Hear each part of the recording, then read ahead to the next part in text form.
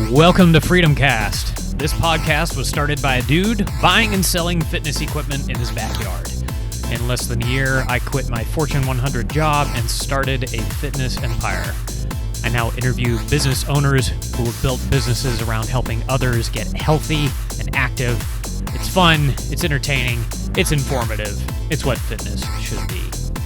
FreedomCast is brought to you by Freedom Fitness Equipment in Charlotte, North Carolina. Let's get rolling. Welcome to the FreedomCast podcast, man. I appreciate you coming on. I've just been kind of making the rounds with different garage gym review sites, trying to interview folks who are in that space. And I came across your page, Morning Lifter, and thought, hey, man, this guy has a different take on things. I also saw you had the podcast and all of those articles on leadership and strength training, which are really intriguing. So that's congrats. It seems like your brand's starting to take off too with that lifting pin and all that other stuff. But before I go crazy with a bunch of questions and all that, would you mind introducing yourself for those of you who don't know who you are and what you started? Yeah. So, I appreciate you having me on. To be considered a garage gym reviewer, I don't know. I don't. That was something that kind of, I guess, happened organically. But so I'm Shawn Donaldson. And I started Morning Lifter in 2018.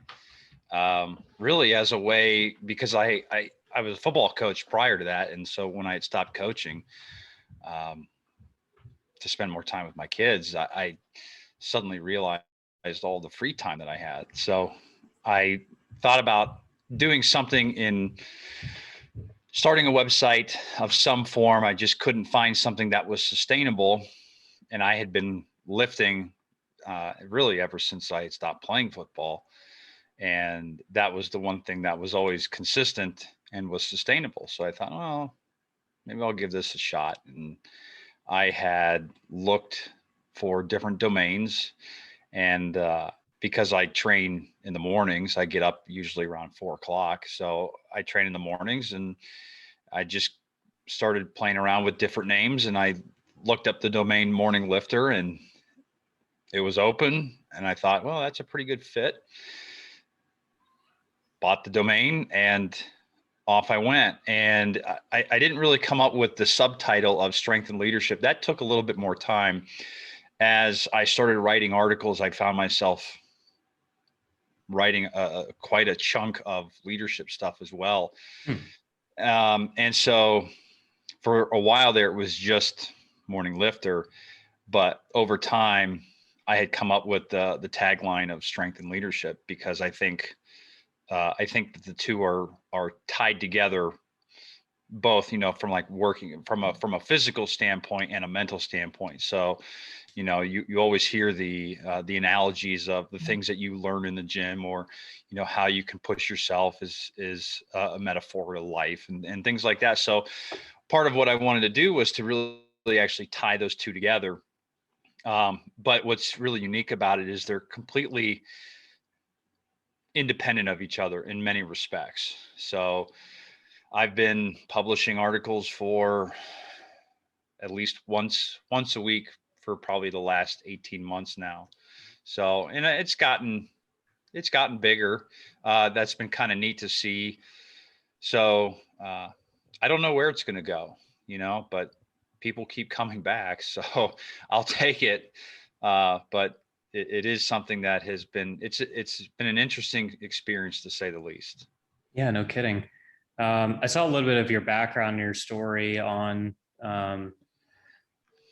losing 90 pounds and that whole bit. What even got you into weight training?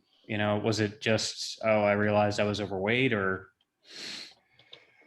So I played football throughout all of school. So I played high school football. I mean, I played Pee Wee, I played middle school, I played high school. Wow. I was lucky enough, after high school, I played collegiately at Kent State University. So, I'd spent a large portion of my teens and 20s lifting weights. more because it was a necessity, and so for a lot of it, it was more of a means to an end. I didn't really get into weightlifting and really appreciate what it could do until I was done and my career was over. So, I always enjoyed, especially in college, I enjoyed lifting. I really enjoyed squatting. I had a good squat back then. Nobody does. Wow.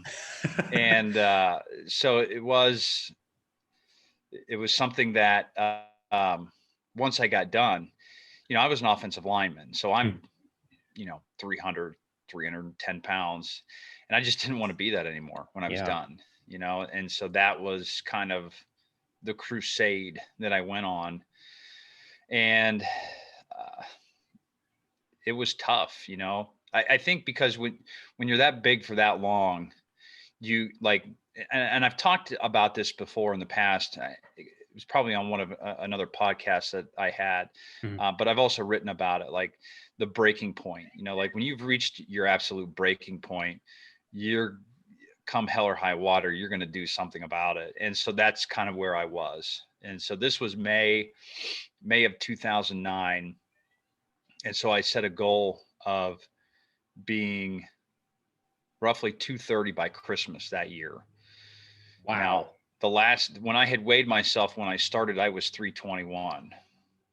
So fast forward to December 24th of that year, I was 232.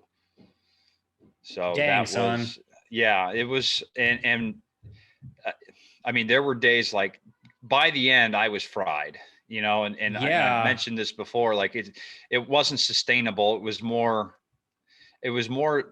just to prove the point that I could do it. I didn't realize that at the time, but the funny thing is too, I mentioned this on the Hungry for Success podcast. I did one with them. The interesting thing that I found out, like usually if you drop that much weight, you're going to lose like 3, 4, 5, 6 pant sizes. I lost 2. So like my hips are naturally wide. Like I always jokingly say, I have those childbearing hips, so for me, that was like, because like you lose all that weight and you expect, I guess, more results in that fashion, but it's, that's part of like the genetic makeup, but I had lost a ton of weight. And it got to the point where people were like, are you sick? And that's where I was, so I started to build it back up. So, but I've still kept a ton of it off. I've put a lot more muscle back on. So, it's, you have to be sustainable. That's the most important thing,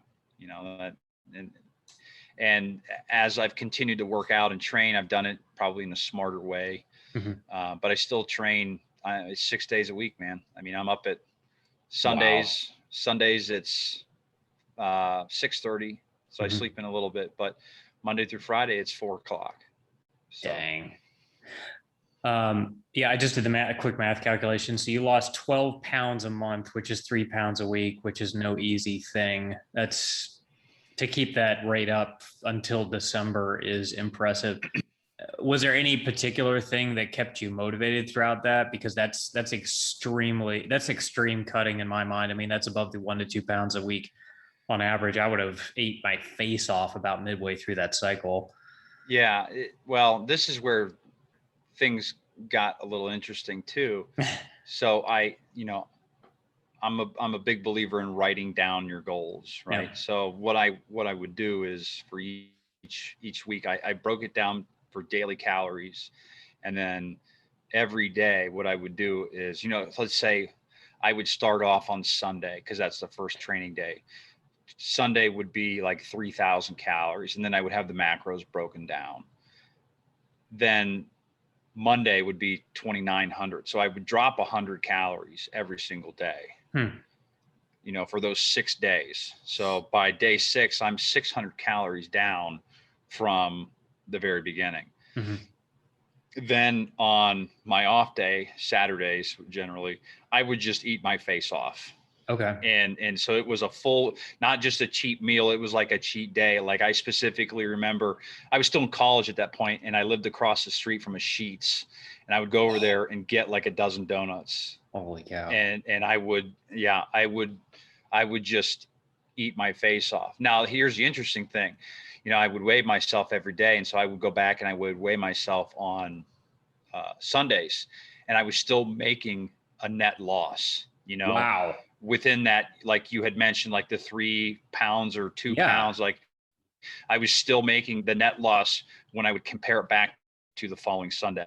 How? So it's consistency, probably, Yeah. but I was also training twice a day. So I would get up in the mornings and I would go on the elliptical and go on the elliptical for 45 minutes. And then I would go back at night and weight train. That's So, incredible.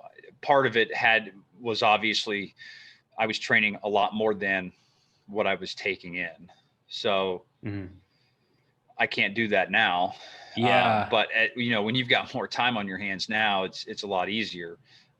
But yeah, so that's kind of how I did it. And I did it from May to, what is that, 7 months? Yeah. I did that for 7 months straight. So you were doing, just so I understand, were you doing 2-a-days, 6 days a week?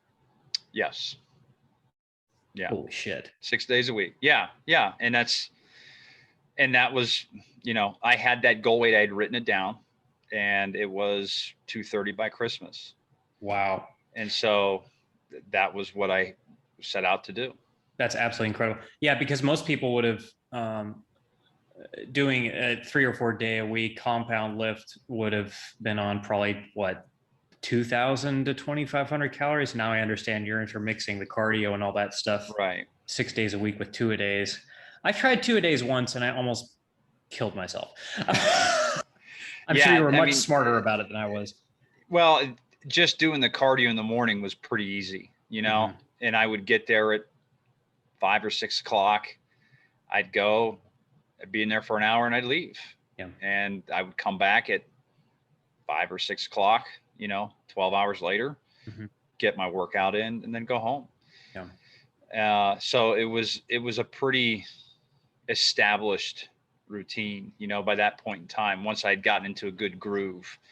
So and I kept seeing, the big motivator, right? Like when you're first trying to lose weight, especially if you're really overweight, it's really easy. Like those first 10 pounds, once you adjust your diet, right? It's really easy. But by month 6, 5.5, 6, towards the end, was some of the roughest. The energy levels were next to nothing, and I had cut, so you're talking about going from 3,000 calories. I was down around, I was venturing in the 1,800 to 1,700 ish. Right. Because as you keep losing weight, you have to decrease. Yeah. Yeah. And I saw every week, I kept decreasing by 100 or so calories. I can't remember, by the end I was hitting by 50, but it was roughly about 100 calories, each week, if you look at it from the Sunday to Sunday. Wow. So, but yeah, I was cranky, I was moody, I was tired. And, so that's, the hardest part for me, because I don't know that much about nutrition. That's probably a pretty big weak point for me, because I'm a fat kid at heart and I have those fat kid tendencies. We all are. Yeah, like, so with 2 little kids around, the Easter candy, the bug gets in your ears sometimes. And so, like, it's not as easy, because back, when I was training, it was, well, if you just don't buy it, Yeah. and you keep it out of your life. It's a little harder when you got 2 little kids running around, because they love their chocolate and they can burn that off. They burn that off in a matter of 10 minutes, Right. And so that's, that makes it a little bit more difficult, but it's more about now, more sustaining. But I've gotten really into, trying to put on some size now, and I'm trying to get back into lifting some bigger weights. So the weight fluctuates, but more or less I'm fairly comfortable with where I'm at. Gotcha. What's your goal weight right now? Just out of curiosity. It's probably around 260, 270. Okay. So, but I feel pretty good at that weight right now. Yeah. Like I had been, even when I was consistently at a 230, 240, even just a couple years ago. But like even looking back, I wasn't strong. Mm-hmm. I was just maintaining the weight, and that was Yep. really the ultimate goal for lifting, was to just maintain the weight. And but I always felt like even if I saw a picture, I'd be like, yeah, I look good, but like I can't deadlift anything, I can't squat anything, I can't bench anything. Right. And so over the last 18 months, I'd say I was like, okay, I'm gonna see how far I can push this again uh, at my old age, I guess. How old are you, Shawn? You don't look that old. I feel that old, 35, I Oh, believe, last time I checked. I'm But I 31. feel 55 at least. With the bad shoulder, I got bad knees. Playing, because Gotcha. I've suffered quite a few. Like in my shoulder, I've got a torn labrum. I got 3 anchors in there. I got a 6-inch screw in my foot. I broke my foot. Dude. I got a broken hand. I tore MCL. Yeah, I've got a permanently swollen ankle. So, like those are all the battle wounds from, high school collegiate football. Yeah. Holy cow. Yeah. People don't talk about that. Well, I mean, they talk about the concussion protocol, but like all of the physical injuries you sustain, that's breaking pretty much every bone. I feel like it's breaking every bone in your body playing some of that sometimes. Yeah, I mean, the best description is, especially if you're playing either on the offense or defensive line, it's more or less like 70 car crashes, in a Oof. 3-hour span. That's Now, thankfully, I never had a concussion, at least one that I can remember. But Wow. uh, we did have some other guys that got. I remember that was probably my freshman year. We had a guy on kickoff. Uh, no, he was on kickoff. Yeah, he was on kickoff, and he hit this guy so hard he gave himself a concussion, but also bent his face mask at the same time. Oh my word. So that was my introduction to college football. It was pretty neat. Yeah, that sounds about par for the course. Honestly. That's awesome. Can you tell us a little bit about the business that you've built? First of all, let me just back up. What are you currently doing? Well, I'm a teacher full time, Okay. so I've been doing that for about 7 or 8 years now. And what do you teach? I'm a business teacher, so Awesome. I teach a lot of the things actually that I already discussed. I teach a business and leadership course and an entrepreneurship course. Fantastic. Is it a high school, college level, different? It is at a high school, yeah. Okay, fantastic. And how long have you been doing that for? Did you say About 8 years or 8 years? so, yeah. Very nice. Is that what you did coming straight out of the collegiate sports, or is that something you just kind of fell into? No, that was actually a career change. So I had gotten Oh, into um, somewhat of the business world. I was working in a production facility, and I hated it. And the thing, one thing that I feel like they don't tell you when you're going into college is that you're going to be happy in what you're doing, and so I always felt like it was just you need to go to college, and get a job. Well, the problem is that you might hate what you're doing, and I hated what I was doing. So I had a buddy of mine actually say, hey, you should come help out and just volunteer coach with me with this group of 8th graders. And oh wow. and I was done playing football at the time, and I said, Mhm. okay, I'll go check it out. And I fell in love with it. To see how the kids reacted to the way I was coaching was just phenomenal. And the head coach said, hey, you ought to look at getting into education and being a teacher and a coach. And so I gave that a lot of thought and decided to go back and get my master's. And I did that, and and got all the training done, and ended up coaching and teaching. And I coached for 10 years Wow. uh, before I gave that up. Okay, that's phenomenal. Um, and yeah, so a lot of the stuff that you're talking about in those articles is what you're talking about in the classroom. Um, but you've got other things that you're doing as well. Can you talk a little bit about those? I know you've got the website. You also got a product line. Yeah. So I mean, I got fingers just about in every honeypot, it seems like. I one of my favorite quotes by Jordan Peterson is, you should adopt so much of a burden and responsibility that you can barely stand. And so that's kind of been like my, uh, I don't really believe in New Year's resolutions. I guess you could call it a goal. There you go. That was kind of my thing going into 21, was like, I want to just overload as much as I can possibly do. Mm-hmm. So, late of 2020, I launched Bear Steel Equipment. I've got a patent pending stacked weight pin that goes into cable stacks, and that's been doing very, very well. For the month of April, we've partnered with Testicular Cancer Society. A former teammate of mine is a double testicular cancer survivor. So I called him and I was like, hey, we got to do something cool to try to get your story out there. And they were all for it, and I talked to the founder of the Cancer Society, and he loved it. And so we did a batch of 15 specialized pins, which have been selling very well. There's been a lot of support behind this. So that's been really neat. So we're continuing to get out new products as well. It's just, I'm growing this thing as I can, kind of as cash will allow me. And I've got some other big products you and I have discussed, but I'm still waiting on those things to get finalized. But the things that I have on the back end that a lot of people don't know of, I put in a lot of work since I started it, some things that I want to release that I'm not capable of doing it yet. Yeah. But I've got some things that would be pretty unique. That's phenomenal. What's your opinion of the fitness equipment world in general?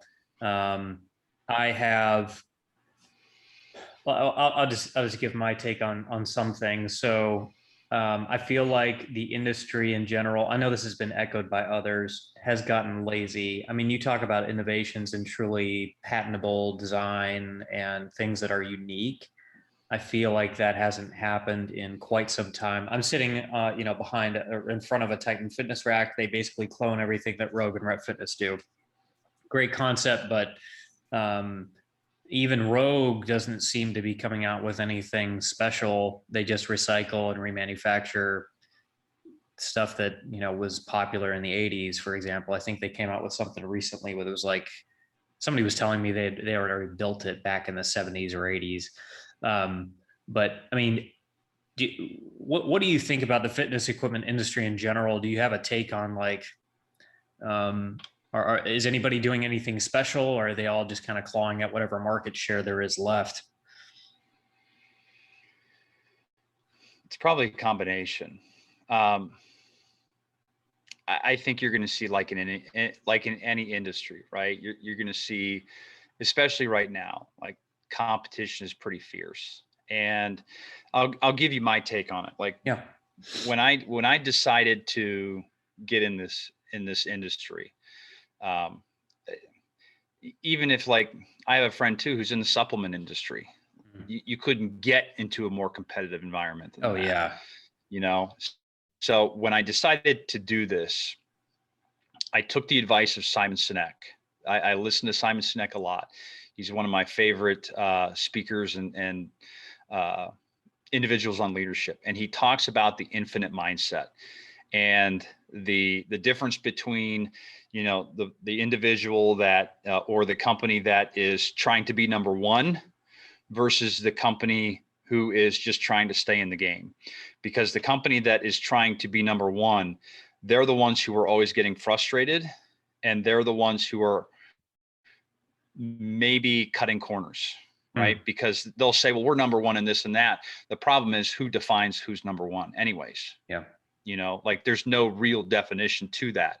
And who are the ones who are setting these, these so-called standards? So I think there's some gray area to that. And so my take on it is, when you're an infinite player, your goal is not to win.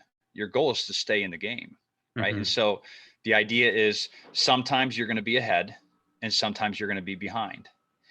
And he used the example, and I love the example that he uses in one of the speeches that I listened to. He said he gave a speech to Microsoft and he gave a speech to Amazon, not Amazon, excuse me, Apple. Mhm.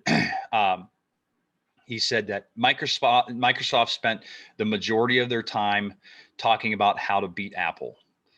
And Apple spent the majority of their time talking about how to help teachers teach and how to help students learn. Mm. And the idea there is guess who gets frustrated more often, Yeah. right?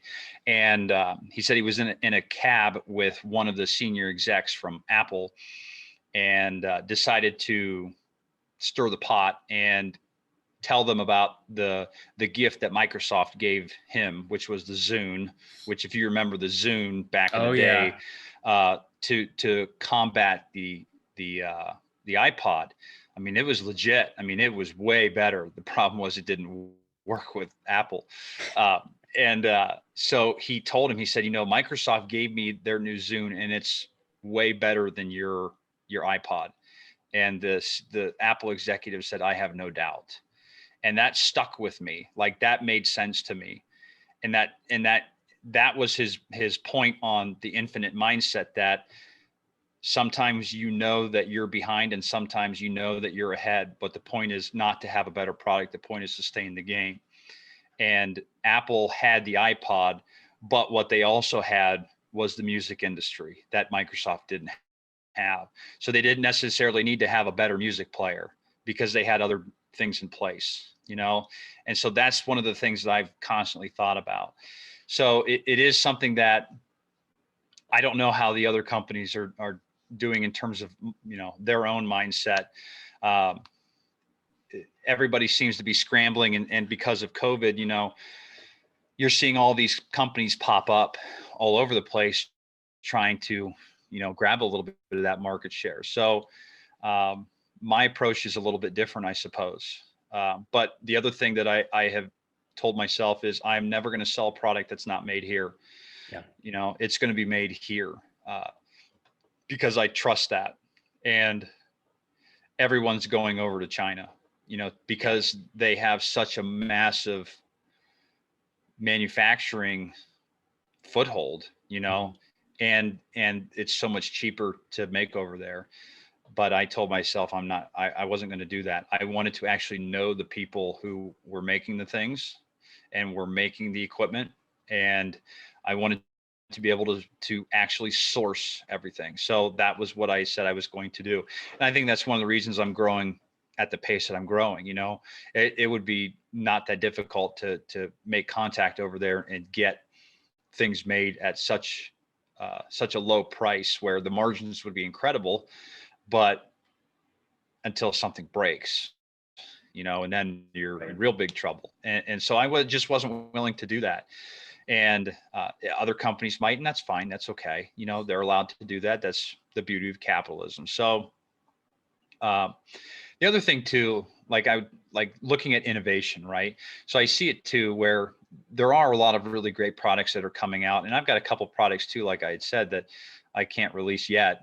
But I think the innovation will always be there, but there will also be times of stagnation. So a great Mm. example, television's remained unchanged for more or less the better part of 30 years, Mm. right? And then a little bit of technology came along and completely changed the game, right?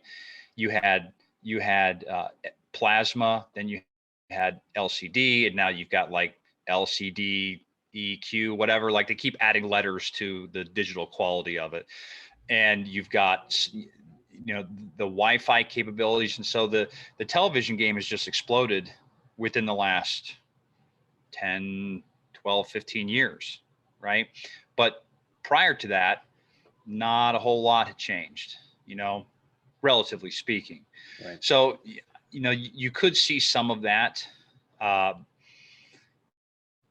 where somebody comes out with something that is completely game changing.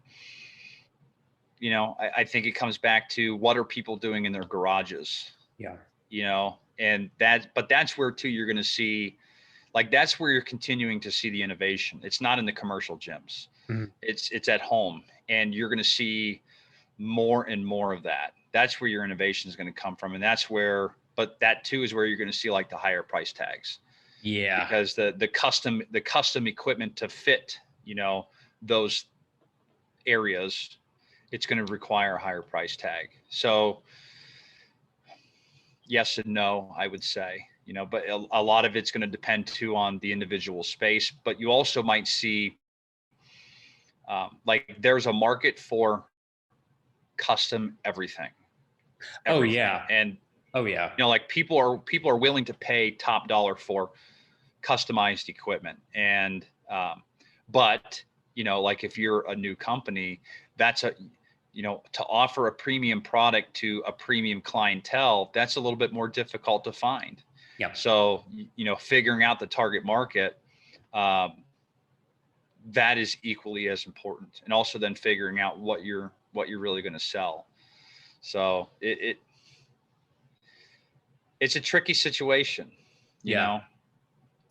simply because you are getting a lot of cloning, you are getting a lot of, but here's the thing too, right? I mean, you could argue that about the car market. When Henry Ford came out with the Model T, if nobody copied that and made it a little bit better, we'd still be driving around in Model Ts. Right.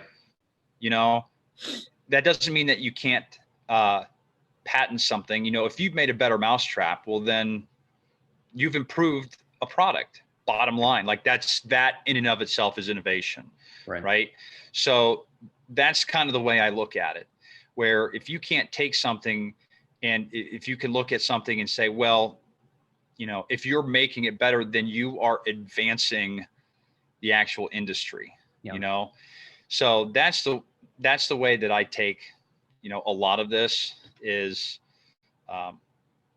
how can you advance the industry, but ultimately the main point is how can you help the end user, because a lot of the stuff that I've done, one of the reasons I started the company was I was tired of giving companies all of my ideas. Yeah. Like, hey, you guys should do this. I remember I specifically told a company, I said, if you guys build this product, you'll sell out of it.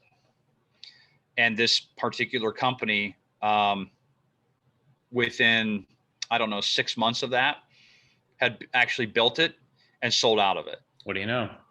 And I thought to myself, son of a bitch, like I could have done that. Yeah, and that's what really got me going. Yeah. And so that's kind of where I started. And I told myself too, like, okay, I'm not telling anybody any more ideas. And so, but it was really interesting to see that's what really got the wheels in motion. Like that was really the seed that got planted. Well, and you talk about customization and all that stuff. And so I wanted to comment on two things that you said. One, in my mind, innovation is taking something completely unoriginal, like the car that's been iterated on so many times, and creating Tesla, essentially, which is a completely, it's electric versus gas powered. But that happens only so often. Like you see things like your gym pin, like that you're patenting, and that's I don't think I've ever seen anything like that before, and it's very rare that these companies will ever take risks like that to create something new and unique in the market, and it's really cool when somebody does that.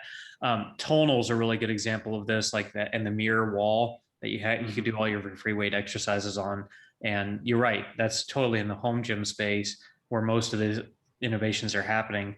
I think we're probably going to see more clones of that kind of concept, but there'll be one or two companies that are kind of leading the charge, maybe going forward, kind of like Apple does, where if you're helping clients and having fun, these plate snacks are a great example of having fun with that the concept. You'll always have a consumer on your side. And then the customization is really cool because that hasn't really ever been Go Strong and Soren X are, and maybe Arsenal, like the high end companies will always customize stuff for you. Right. But putting vinyl on something, that's a really easy way to introduce mass custom. I'm surprised nobody's done that yet. They've got color schemes and upgrades and all that, and that's fine. But like slapping some vinyl on some stuff, or doing some minor upgrades to enhance and customize things. I'm hoping as a home gym owner myself, that becomes more of a thing. I think it will. One of the things I found out early on, especially with the stacked weight pin, was the ability to paint it and to offer that customized ability. So but again, like, that's an incurred cost. Costs $50 to get the Cerakote. So now, I mean, it looks fabulous. It all comes down to whether or not the individual is willing to pay that price. So I would say, if that's really what you want, it can really be beneficial. So will you see more of it? It's possible. Are the bigger companies going to do it? Probably not anytime soon. I mean, you can get your rack in different colors. That's about as far as it goes with Rogue. If you want to spend $7,000 from Sorinex, you can do that. Go for it. And they will accommodate that. So and that's where it really comes down to, it's like you have your car guys and then you have your garage gym guys, and it's like, instead of saying, oh, well, that's a 67 Stingray, it's like, well, this is my 36-inch depth squat rack from, X company, and it comes with this feature and that. And so it's just really, it's like the fan base, everybody's got their own little niche. So, but some people, like when I was building the gym, it was a lot of the basics, and it was as I could afford it. So, and that was where I had first started it. And so now that I see things a little bit differently, eventually I'll start upgrading some of my original pieces as I'm able to. But it is something that, like your budget, you got to really think about that too. What do you want to get, in terms of the bang for the buck? Let's talk about equipment a little bit, because I love, I sell used equipment myself. And so I'm always finding new pieces I didn't even know existed. You have a general philosophy on what it takes to build a home gym and what you should be looking for? I'm not talking about like, you need the Rogue RM3 squat rack. I'm talking about a high level principle for, I'm building a home gym. I think it's ultimately what you're planning on training. For me, it was, well, I'll give you my example. So when I first started, I had a barbell with 300 pounds in weights. I bought a set of power blocks and fitness gear half power rack from Dick's Sporting Goods. Yeah. And as I continued to train, like, I got to a point of almost, it was like diminishing returns, where I could only do so much. And so I actually started building on to the half rack. And I actually constructed a lat pull down on the other side. Dang. with a barbell, J cups. So I can actually put a barbell on the other side of the rack. Wow. And set up a lat pull down and a low row, so I started finding ways to expand, and that's where I started saying, okay, well, I'm going to need to upgrade soon. So as I wanted to do further exercises, I started looking at, okay, what do I need to upgrade? What should I upgrade first? And the first major upgrade was the power rack. So I got rid of the old one, and then I bought this. And, like the lever arms, that was more or less a pointless purchase until I was able to get the adjustable kit. Because my rack is a Titan Fitness rack. It's an X3. So same. Once I got the adjustable brackets, it almost doubled the workout options for me. Then I picked up a functional trainer just because I wanted some cable work.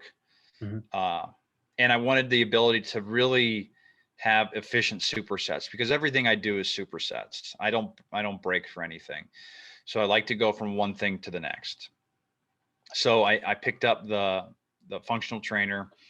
And then the year after that, I picked up a Smith machine.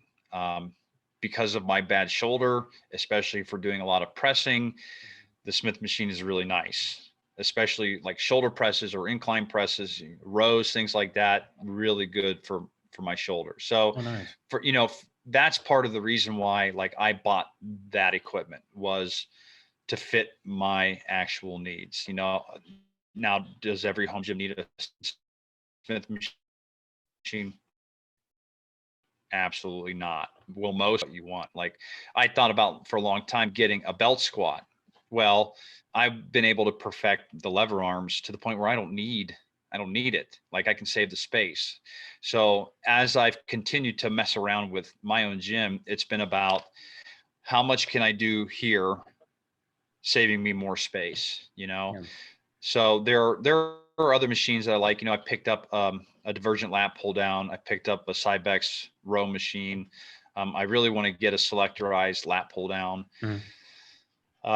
You know, there's a couple other things that are more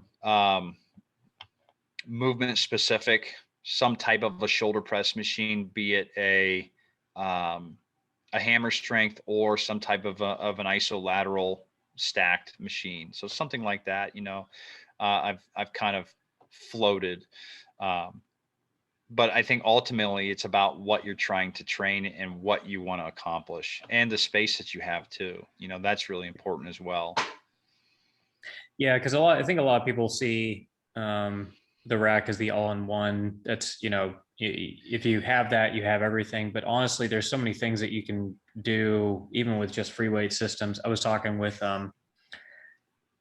Sabrina just the last podcast that we did at I think she lives, I can't remember where she said, but she's out west, and she started out with, you know, free dumbbells and kettlebells. Yeah. And it's, I mean, for some people, that's all they ever will need. Yep. And it's all ever, it's all you could ever want. I mean, especially right now when they're so hard to find. But, Yeah. you know, like if your goal is weight loss, you can lose weight with farmers carries, for crying out loud. Right. You know, it doesn't need to be anything fancy. Right. And like, I remember you talking on the phone. I mean, you don't need a barbell that's 28 to 29 millimeters of the, you know, needle bearing sleeve that's, you know, stainless steel and knurled to heck, you know? Yeah. And that's like, so when I started, so you bring up a valid point here. So the reviews that I do, right? And this is where, because I had looked around and I saw a lot of the other places, how they did their reviews, like, you know, they've got 25 barbells. Yeah. And there's, you know, 6 of this and 10 of that. And that's all well and good. I mean, that gives a lot of people a lot of options. But I always told myself, number one, I was not interested in having a collection just to have a collection. Mm-hmm. And so for me, it was always about functionality and usability. You know, so I want to, number one, is it going to function the way I want it to function so I can accomplish the lifts I want? And am I actually going to use it more than once a month? Mm-hmm. You know, like that's kind of where I took my mindset to. So, you know, I think I told you, like, I have 2 barbells, you know, that I actually use. You know, I still have the original bar that I bought when I started my gym. I just don't use it anymore because Nice. I actually, it took me 5 years to upgrade a barbell. Wow. You know, like I decided that a barbell was not something that I needed to upgrade at the time, you know? So what I was doing is I was investing my money in the specialty bars. So like the trap bar, the Mars bar, which is probably by far the best specialty bar. I keep hearing people say it's a safety squat bar. I think that's baloney. I call it it's a squat specialty bar, in my opinion. Yeah. Because it is not, it has the handles like a safety squat bar, but it's not, in my opinion, anywhere near. It isn't it's like, you want to talk about innovation, that's innovation. Yeah. You know, but somebody could say, well, they copy it. It looks an awful lot like a safety squat bar, maybe, but it's not. You know, like everything about that is completely different, but people might still say, well, it's still a barbell, right? All you did was bend it around a little bit more and make it a little bit thicker and change the way the weight sits. Like, again, you're taking the basic concept, right? Just like you would a car. It's like, well, we're going to take a car and then we're going to cut the back end off of it and make it so you can haul stuff around. Well, now you have a truck, so like that's the way, again, that's the way I'm thinking. Is it right? I don't know. But that's just the way I kind of see things. And so I told myself everything I'm going to buy, I'm going to actually use, and I'm going to write a review on just about everything that I actually use. So some of the stuff I can get it done in 6 weeks. I trained on the power rack for a year before I wrote the review. Wow. There's been a couple other pieces that it's taken, like 6 months. So it's one of those things where, I try to gather up as much data as I possibly can and its effectiveness. Like when I wrote the review on the Mars bar, I was using that bar, I think 3 times a week for about 6 or 8 weeks. And I had the review done. I was using it so much. So I was able to write the review on it, pretty quickly. So it's one of those, like, that's where I'm at in terms of the reviews. So I don't have a ton, but the ones that I write, I try to make them purposeful, if that makes sense, It does. And luckily, I guess the other thing, before I ever make a purchase, like, I do a ton of research, and I want to validate the value that I'm going to get out of it, because, we all know these things aren't cheap, spending $300 on a barbell, like, that's a lot of money. Yeah. That could go somewhere else. Before I would make a purchase, so I actually have, I have a spreadsheet of all the items that I still need to purchase with the prices. And I'll go back to it from time to time and I'll rank it and re-rank it based on where the gym is and where I think I need to make the next purchase. So, that's kind of how my methodology goes. And it's been a while really since I've purchased anything. Well, I guess not really. I bought the Cybex row and the lat pull down. But what's interesting is, the reviews for that, they'll be a little bit different because those are commercial pieces that I found on Facebook Marketplace, and it's like, but the funny thing is, like the lat pull down, I think I paid $600 for that. Nice. That's a $3,500 piece of equipment, for $600. You can buy that, like you can get pieces like that. And so you can score some sweet deals.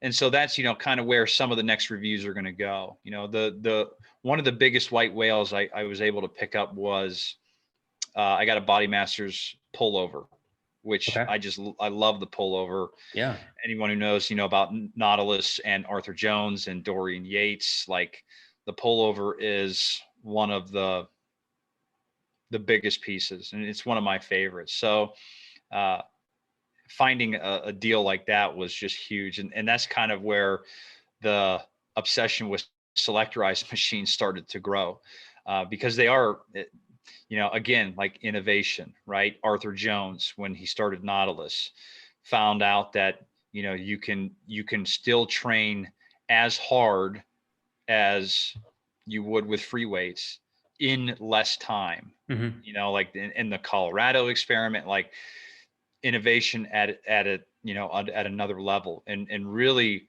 revitalized the fitness industry in the late 70s and 80s, to the point where NFL football teams were buying his entire set. Wow. And they were installing them in the gyms. So, like, but what's funny about that is prior to that, you still had the equipment was more or less about the same. And then, for 10, 15, 20 years or whatever. And then all of a sudden Arthur Jones comes along and completely changes the game, and so, like, every so often, somebody's going to come along and completely change the way things are done. Yeah, the one thing I've noticed that's a glaring gap in the review space is reviews of used equipment. Yeah. And being in used equipment sales, it kind of gets me because there's a lot of older pieces that are actually in some ways better built, but also just uh, higher quality of construction Oh and yeah. do different things that are more The effective sometimes. Yeah. Nautilus. So I've got two vintage Nautilus pieces. I have the rowing torso, which you might right there, Okay. right there. And I've got the double shoulder. Love the double shoulder. And those are pieces. So those are Gen 1 pieces that dates back to the 70s, right? Wow. Like original Arthur Jones era. I actually got them from the guy. He's a local guy here. He actually invented women's bodybuilding. Oh my gosh. And he worked personally with Arthur Jones. So he's got the whole lineup, and he had extra pieces, and I got lucky enough that I was able to score a pretty sweet deal. Now, you want to talk about construction, right? Like the double shoulder probably weighs 800 pounds. Oh, I'm sure. It took to move it down to the basement. I was able to take the weight stack off. That was it. I wouldn't take anything else off. Oh my And word. even then, it still felt like a tank. It took 4 or 5 people to get it in here. Oh my word. And so, that thing would survive a nuclear attack. Yeah. And it would still be functional. Like that's how well it's built, and very, very, very low maintenance, a little bit of oil, especially on the plates, and you're pretty much rocking, So that is something that, it's funny that you bring that up, because I've been working on, I've got 2 reviews that I've already written for both of those machines, and I'm still working on the pullover, and I'm working on the row. Nice. And the lat pull down. So it's funny that you bring that up, because that's kind of where my reviews are starting to go. And I am going to tie it in with, like, how do you find those sweet deals? That's amazing. So I'm right there with you. And I do think that is something, that's where you're going to see the next big wave. It may not necessarily come from the companies themselves, but it's going to be like, okay, how do I find a sweet piece of used fitness equipment? Maybe how do I find a used power rack? Where are the places, where are they, being found? Where can you get them? So that is something that I foresee as, especially, once COVID's done, a lot of the people who bought this equipment, if they decide to go back to the gyms, you're going to see a huge market for secondhand equipment, so that is always going to be a possibility. Yeah. I'm surprised that people haven't sold off that stuff already. I always waffle between whether people are going to sell it off slowly and it's just going to be a slow burn back into the market, or whether people are all of a sudden going to wake up one day and be like, oh, everybody's vaccinated, and dump the stuff. And I thought that was going to happen 6 months ago, and it didn't. So I'm still up in the air about whether there is going to be a saturation on the market again. But like, I would love if if you or and like more people would just do used equipment reviews. It just random bar I found. Here's the brand. Here's the model. See what you can find as far as deals, because there are used equipment dealers out there. I mean, I'm one of them, but like I'm a smaller guy. But there's folks that do this big scale, big time, and sell all sorts of stuff.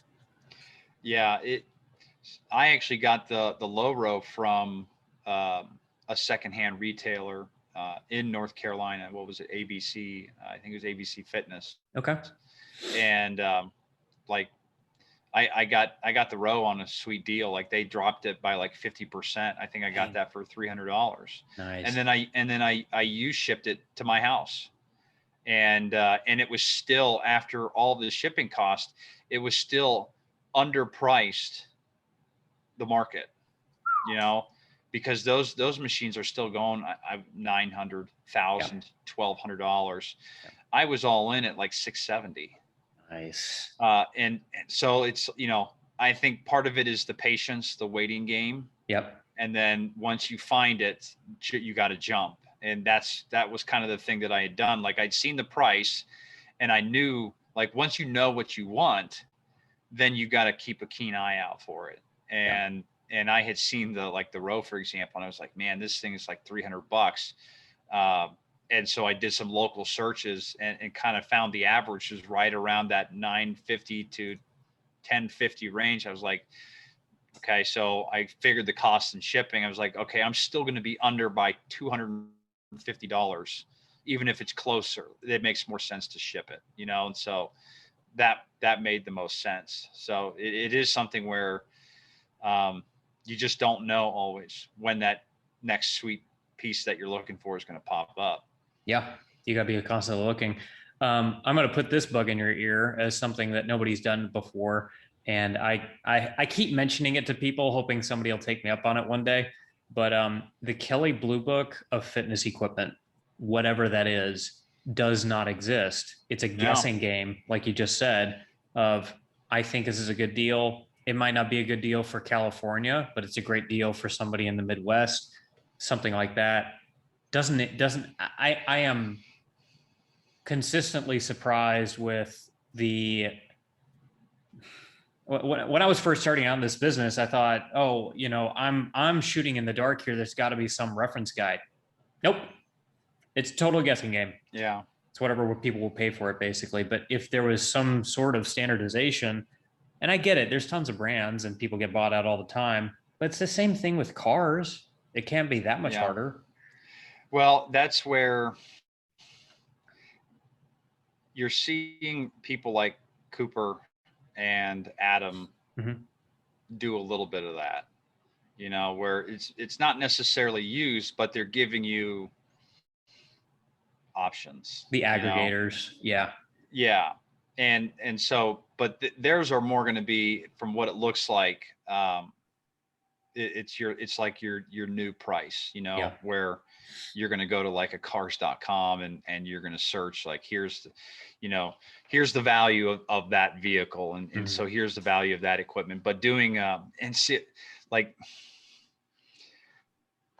I guess you'd have to figure out, because here's the thing, like with cars, you drive a car off the lot, it depreciates in value immediately 20% roughly, right? The question is, you buy a brand new power rack, you get it delivered to your house. What's the depreciation value? Yeah. Because unlike a car, a power rack is meant to be abused. Right. Right. Yeah. So I guess is the hardest part that I see is coming up with an industry standard of depreciation value. What for a power rack, for example, what justifies a 20% drop in value? Right. Is it a few scratches? Is it a dent? Is it rust? Like, that's where I would see it. And but it's been interesting too, because in many ways, the market has kind of taken care of that at the same time. Yeah. Oh yeah. So with COVID though, I mean, you saw obviously the economic factors of that drove everything higher than some of the retailers themselves. So I think once this kind of goes away, looking back at, what's the market value? Because anytime I post something, I'm gonna do the research on the market value. So it's tough, because what's crazy is that even this Nautilus equipment that's 50 years old is still pulling $1,200. Yeah. That is sometimes more expensive or as expensive as newer equipment. Yeah. So how do you like looking at, so is that like saying, a Nautilus is going to be comparable to a muscle car, versus a newer machine being like, what is this, a Honda, a Honda sedan? Right. Like what's the apples to apples comparison, and I think that's probably the most difficult aspect of it that I see, at least. I totally agree. And that's where, you'd have to figure out an accurate, uh, there's outliers in every industry. So Yeah. somebody paid $5,000 for a piece that should have been 200. But if you my guess would be that if you crowdsourced enough information and you were able to, here's where the marketing piece comes in. Like if you were able to market it to enough large organizations and review sites that they pushed this blue book of fitness, you would have millions of submissions a day, ideally, in different counties and geographic areas that would Yeah. determine the cost. And at some point, with that much data, you get a ballpark on what things are. And at that point, you can figure out quality differences between good, better, and best and that kind of thing. But the crowdsourcing is probably the easiest there. I know with Kelly Blue Book, they actually do, I think they take from dealer data feeds and other data sources that are already established. And there's not, aside from the websites that are with the manufacturers themselves, I don't think there's any crawler that picks up that kind of information on a regular basis. And Yeah. that's part of the difficulty as well. Whereas if you crowdsourced it, you wouldn't necessarily have to worry about it, especially if you're just dealing with used equipment and you didn't go after the new at all, because you could leave the new websites to Coop and Adam and Brandon and those guys and just focus purely on the crowdsourced used market. But it's a pie in the sky right now. It's a project I've always wanted to work on with somebody or have somebody just do, because I think it would be so incredibly valuable.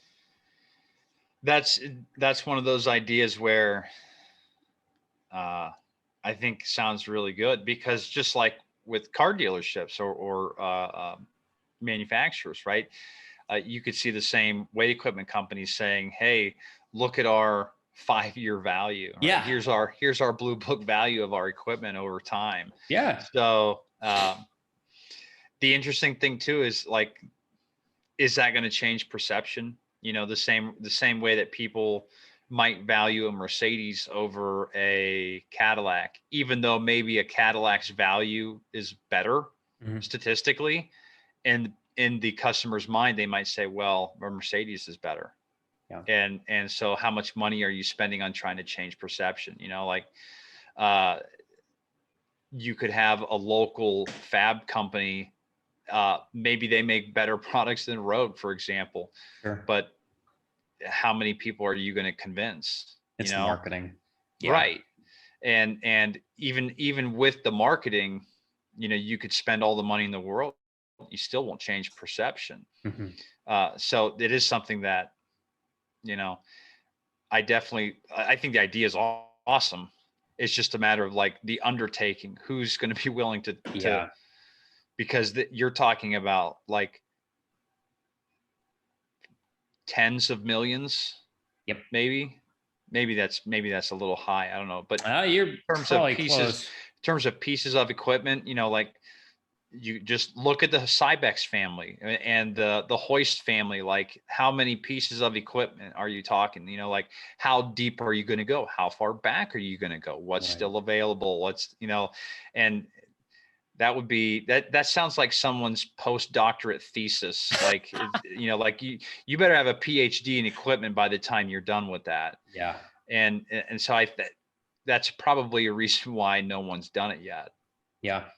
No, it's a big undertaking. You're right, because the accessories alone would bury somebody. They'd have to start out with a high level categorization of things like, power racks and go from there. Because you can't, you could have other people add to it over time and then quality check it. But man, doing all of that at once would be, it'd be impossible. You'd have to have a robot that would pick up all of that and then have a team, like 100-person team, to even get that together to begin with. But yeah. What was I going to say? Oh, so where can people find you? You're at morninglifter. Sorry, is it morninglifter.com? Yeah, morninglifter.com. That's where you'll find all of my articles. I'm on YouTube, Morning Lifter, Instagram, Facebook, awesome. All the same thing, Morning Lifter. You can find, if you're looking for the Bear Steel Equipment Company, bearsteelequipment.com. that is also on Facebook and Instagram as well. So Fantastic. that's where I'm at, and it's been a pretty interesting ride. Yeah, So I to can say the imagine. least, yeah. I can imagine. But I don't really know where it's going to go yet. It's been a fun little experience so far. Even doing the podcast stuff, that's Yeah. been pretty interesting too. Oh, I wanted to ask you. I forgot to ask you this. How in the hell did you get Mark Bell on your podcast? Yeah, that's a good question. You're going to be disappointed in the answer. I asked him. And Really? and that was it. Nice. Yeah, I sent him a message and I told him what I was doing and what I was starting. And I said, "Would you be interested in coming on?" And he said, "Sure. Wow. Reach out to so and so, and get it scheduled." And That's that was awesome. it. And Wow. so, yeah, I mean, that was really cool. And like the amount of respect I have for somebody like that, uh, even more so, the fact that he took the time, because he's one of the most well-known names, Oh yeah. and he was just so down to earth, you know. And so the fact that he took time to actually talk to me, because who am I? I'm a nobody, Yeah. and like that really changed didn't change the perception. I guess it made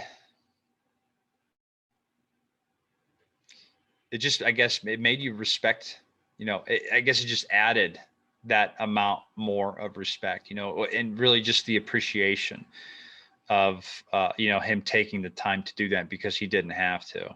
Yeah. That's huge. Um, yeah, because normally people like that will never respond unless you have some clout in the No, industry or right. some Yeah. previous experience. Yeah, Mhm. exactly. And so I haven't forgotten about that. That Yeah, was, to me, that was a big deal. And so that's, one reason too why, like, the fact that you asked me, like, I love doing this stuff. It's a lot of fun. yeah, And so I'm sure that that was probably the case for him as well. I mean, any chance you get an opportunity to spread your own message, it's a fun thing to do. sure, absolutely.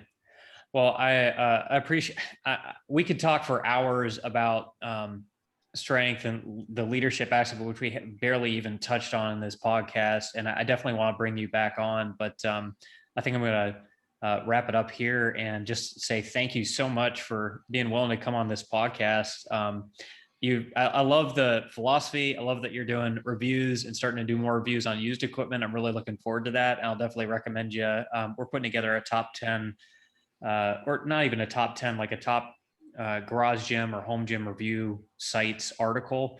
And you'll definitely be included in that. So keep cranking them out. I love what you're doing with that, and keep up with the podcast because people need to hear that kind of stuff, man. It's solid. Yeah, I appreciate that. To be on anybody's list, I guess, is quite the accomplishment given the unknown, of what this whole thing has been. So I need to I haven't had a podcast for a while, one of my own show for a while, but with school kind of winding down once the summer, it's almost like it's like my first season has kind of been, Mhm. to an end, because last summer, I mean, I was cranking out probably 2 or 3 a week. And Wow. so, I would release a podcast every 2 weeks. And so I had people from like August who were just now getting the release in like November. Nice. One of my friends, I think I had a podcast. It was Will from Garage Built Athlete. Mhm. And I think he and I recorded it in, I think, September, and Mhm. his debuted like Christmas weekend, so like that's how backed up I was. Wow. So it was one of those things where I might do the same thing, and I might Yeah. just crank them out this summer and get, then I can, slowly release them every couple weeks once the fall hits back up. Yep. Get your next season of podcasts in. That's a Yeah, great idea. right. Yeah. That's what I'm trying to do is I usually try to stack those podcasts up and do them in a compressed fashion. That way you can just keep releasing things and clips Yeah, and all that good stuff. yeah. So awesome. Shawn, you're the man. Really appreciate you. We'll definitely be in touch, and best of luck with the business and everything you're doing. You have a great story. Appreciate that, brother. Thanks for having me on. Absolutely. We'll catch you later. Okay, take care. Thank you for listening. Please give FreedomCast a 5-star review on Apple Podcasts or wherever you listen to podcasts. It would mean a lot to our business. Plus, it's fun to read y'all's reviews. See you next time.